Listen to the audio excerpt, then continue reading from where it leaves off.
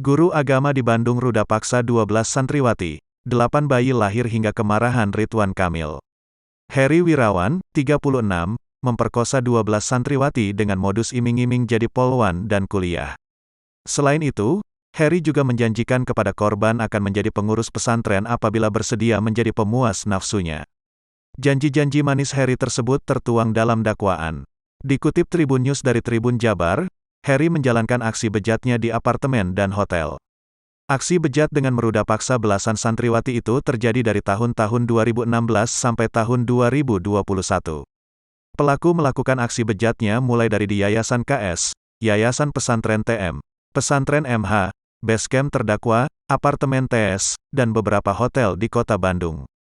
Akibat ulahnya, 12 korban harus merasakan trauma berat dan 4 diantaranya hamil dan melahirkan 8 bayi. Gubernur Jawa Barat Ridwan Kamil sangat marah dengan kasus ruda paksa yang dilakukan Heri Wirawan.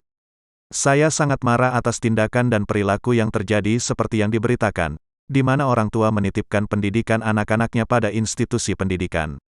Saya sudah minta kepada Pak Kapolda agar segera diusut dan dihukum seberat-beratnya, kata Ridwan Kamil di Gedung Pakuan, Kota Bandung, Rabu, tanggal 8 Desember tahun 2021. Jangan lupa subscribe, share, komen, dan like ya.